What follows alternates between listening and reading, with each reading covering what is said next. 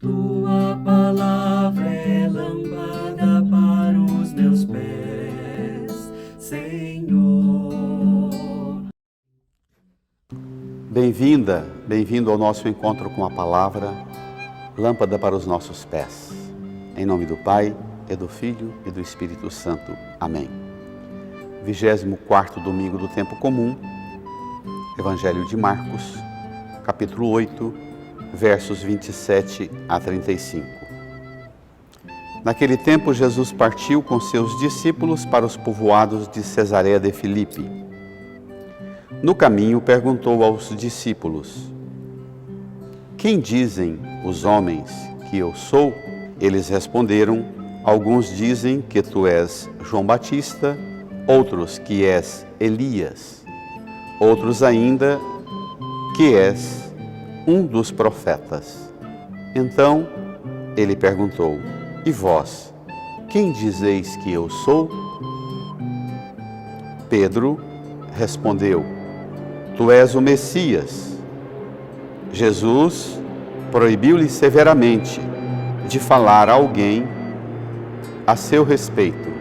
Em seguida, começou a ensiná-los, dizendo que o Filho do Homem devia sofrer muito, ser rejeitado pelos anciãos, pelos sumos sacerdotes e doutores da lei, devia ser morto e ressuscitar depois de 3 dias.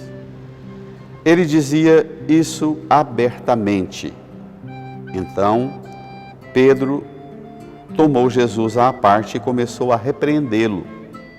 Jesus voltou-se, olhou para os discípulos e repreendeu a Pedro, dizendo: Vai para longe de mim, Satanás. Tu não pensas como Deus, e sim como os homens. Então, chamou a multidão com os seus discípulos e disse: Se alguém me quer seguir, renuncie a si mesmo, tome a sua cruz e me siga, pois quem quiser salvar a sua vida vai perdê-la, mas quem perder a sua vida por causa de mim e do Evangelho vai salvá-la.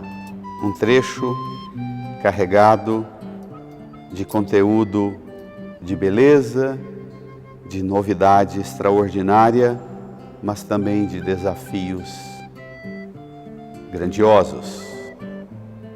Estamos aqui no ambiente da segunda multiplicação de pães, a partir do versículo 27 até o 35 que lemos hoje. Do versículo 1 até o versículo 21 foi a segunda multiplicação dos pães. Desenvolve logo depois da segunda multiplicação dos pães a provocação dos judeus, recusando Jesus e cobrando de Jesus. A incompreensão dos discípulos, que esquecem de levar pães e vira um debate só sobre pão. Se lembrem, irmãs e irmãos, que nós estamos há uns 8 domingos e o tema não sai do pão. Não sai daqui, ó. Vontade, desejo, necessidade. Vontade, desejo, necessidade. Uma igreja de horizonte muito pequeno, meu Deus do céu. Uma igreja de horizonte muito pequeno. Uma igreja que trabalha só para alimentar ao povo e explicar ao povo como conseguir realizar as vontades, os desejos e as necessidades. Estamos falando de vontade, de desejo e de necessidade. Pão não é só vontade, não é só apetite, não é só desejo. Pão é necessidade. Mas a igreja precisa melhorar a abordagem dela. E é isso o texto de hoje. A partir daqui, Jesus propõe uma intuição nova para a igreja. Que a igreja pense, questione, discuta os anseios mais básicos, as necessidades. Nós estamos falando de 100 milhões de brasileiros que passam pelo problema grave da insegurança alimentar. 100 milhões. A metade da população do Brasil sofre algum tipo de insegurança alimentar. Mas mesmo assim, é preciso que olhemos para o Evangelho e alcemos um olhar mais elevado. Passa de 800 milhões de pessoas no mundo, caminha para 1 bilhão de pessoas que passam privação. Ainda assim, o tema da necessidade, da vontade e do desejo precisa elevar-se. Nós, se ficarmos só numa religião e numa igreja que trabalha vontades, desejos, sonhos ou necessidades, não vamos progredir não, e vamos acabar com o resto da possibilidade de energia que temos na igreja para anunciar a grandeza do Evangelho. Jesus, na reação com os discípulos, imediatamente antes do versículo 27, Jesus diz: vocês ficam debatendo sobre pão porque vocês tendes o coração endurecido. Tendes olhos, não vedes, ouvidos, não ouvis. Lembra que o evangelho de domingo passado foi a cura do surdo que fala com dificuldade. E agora Jesus diz aos discípulos, imediatamente antes desse texto aqui: vocês têm olhos e não veem, vocês têm ouvidos e vocês não ouvem. Cadê a cura da igreja? Levou um para ser curado, mas ela mesma não foi curada, minha gente. Que dor! Uma igreja que leva os outros para serem curados, mas ela mesma não é curada. E é por isso que Jesus propõe um retiro. Naquele tempo, Jesus partiu com seus discípulos para os povoados de Cesareia de Filipe. No caminho, perguntou aos seus discípulos: Cesareia de Filipe fica nas nascentes de Dan, as nascentes principais do Rio Jordão, extrema terra de pagão. No caminho, andando, peregrino, um Messias peregrino, um missionário retirante, no caminho faz uma abordagem, como quem não quer nada, mas faz uma pergunta bem familiar, de amigo: quem dizem os homens que eu sou? Pessoal, o que o povo está falando sobre mim? Sabe que não tem tema mais importante para avaliar a pregação nossa da igreja, de nós padres? Não teria pesquisa que causasse impacto mais decisivo para a qualidade do serviço nosso numa paróquia, numa diocese, do que fazer uma consulta para o povo. O que o povo anda falando aí sobre Jesus? Olha, se nós fizéssemos uma pesquisa, uma sondagem dessa, nós iríamos ter surpresas, que recairia sobre nós uma avaliação tremenda, viu? Esses anos e anos de evangelização numa paróquia, numa comunidade, numa diocese, o que o povo anda falando aí sobre Jesus? Os discípulos avaliam: Senhor, alguns dizem que tu és João Batista, outros és Elias, alguns dos profetas. O Senhor ainda está na linhagem dos profetas, o Senhor ainda não é pensado como quem o Senhor é. Jesus propõe-lhes uma avaliação mais corajosa, uma avaliação, um retiro do clero, um retiro das lideranças da paróquia, da comunidade. E para vocês, quem eu sou? Seria uma avaliação preciosa para a igreja. Quem é Jesus para cada uma de nossas comunidades, paróquias, pastorais e movimentos? Pedro responde, confessa: tu és o Messias. A boca diz o que o coração ainda não está bem elaborado e a inteligência ainda não alcançou. Mas já está bom. A gente vai ver que consequência tem dizer que Jesus é o Messias. Olha só. Jesus proibiu-lhe severamente de falar a alguém a seu respeito. Em seguida, ele proíbe que falem para os outros, mas ele conta um segredo. Ele diz que é para Pedro e os apóstolos guardarem esse segredo. Ele é o Messias. Mas ele começa a abrir, fala para os discípulos: guardem esse segredo que eu vou contar mais um para vocês. E confessa um segredo decisivo. Pedro diz que ele é o Messias e ele confessa que tipo de Messias ele é.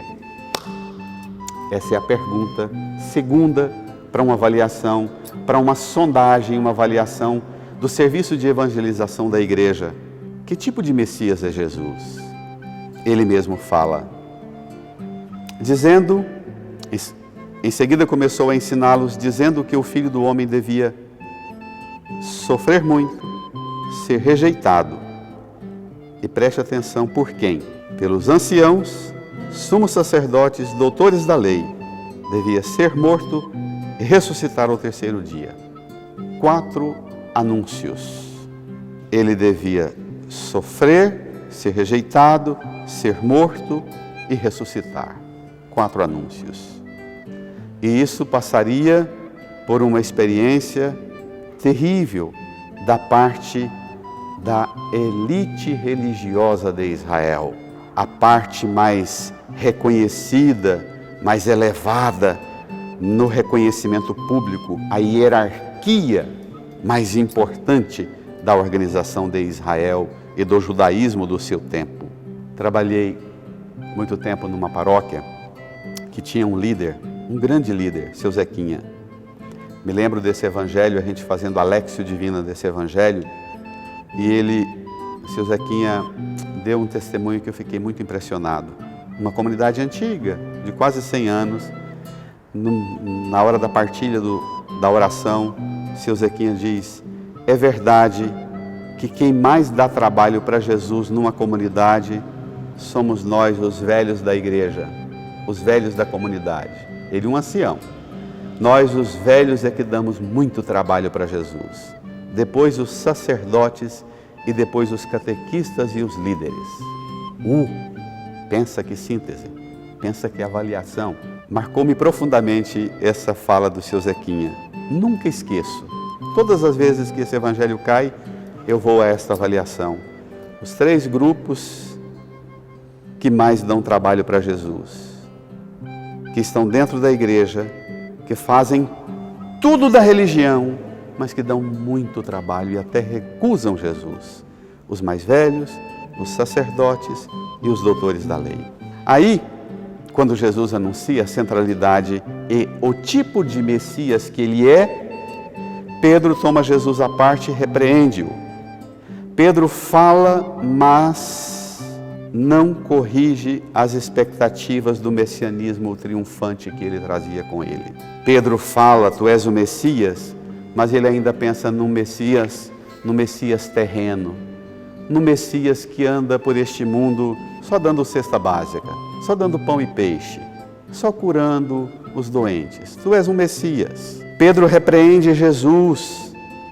Deus não permita tal coisa, ele diz assim no Evangelho de Mateus. Jesus voltou-se, olhou para os discípulos e repreendeu a Pedro, dizendo, vai para longe de mim, Satanás, tu não pensas como Deus, e sim como homens. Quanto nós gastamos tanta energia na igreja pensando como homens, falando de conteúdo de homens, trabalhos de homens, atividades de homens e mulheres. Não pensamos como Deus. O nosso fazer as coisas na igreja não é como Jesus, no Evangelho do domingo passado, olhou para o céu, suspirou e disse, éfata. E depois Jesus confidencia ainda mais. Para me seguir, se alguém quer me seguir, renuncie a si, aos desejos, às necessidades, às vontades, renuncie a si, tome sua cruz e me siga. Esse é o tipo de Messias, Jesus. Um Messias que não tem exército, mas seguidores carregadores de cruz. Um Messias que não tem exército, mas carregadores de missão. Cruz como remédio para o mundo. A cruz de Jesus e a cruz do cristão é a arma do exército que salva. A cruz é a arma que vence o mundo, o amor que vence o mundo, a cruz de Jesus. Abracemos esta cruz, renunciemos nossos desejos, vontades e necessidades, sigamos a Jesus. Bom domingo para você, boa semana.